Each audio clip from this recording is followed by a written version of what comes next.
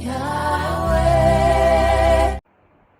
Hi, Praise God. So just want to know that in John chapter 15 verse 5 it's given that I am the vine, you are the branches, he who abides in me and I in him bears much fruit, for without me you can do nothing. இதுலேயே I am the vine ஆண்டவர் சொல்லிட்டார்ல. So this is a Jesus himself has spoken these words. இதை புரிய வைக்கிறதுக்கு நான் சொல்கிறேன். திராட்சை தோட்டத்துக்கு போனோம்னா செடிகள்லாம் என்ன பண்ணணும், அப்படியே படர்ந்து வளரணும். அது கீழேயே அப்படியே வளராமல் அது படராமல் அப்படியே இருந்ததுன்னா அதுலேருந்து you won't get the grapes. அந்த ஃப்ரூட் கிடைக்கணும்னு என்ன பண்ணணும், அந்த செடியை நிறைய இந்த கம்பு மாதிரி கட்டி வச்சுருக்கோம்.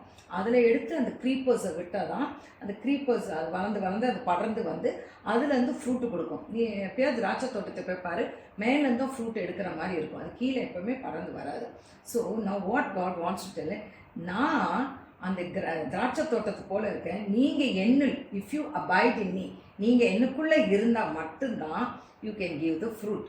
எப்படி அந்த க்ரீப்பர் அந்த சுற்றி கம்பை சுற்றி இருந்தால் தான் அது ஒரு கனி கொடுக்குதோ, அதே போல் நம்மளும் ஏசு கிறிஸ்துவோட நம்ம ஐக்கியமாக இருந்தால் தான் அவர் நம்மள இருப்பார். நம்ம அவளோட இருந்தால் தான் நம்மளாலையும் ஃப்ரூட் கொடுக்க முடியும். நம்மளாலையும் எந்த காரியம் எடுத்தாலும் எந்த காரியம் செய்யினாலும் தனியாக உட்காந்து ஒரு ஃப்ரூட்டை நம்ம எடுக்க முடியாது.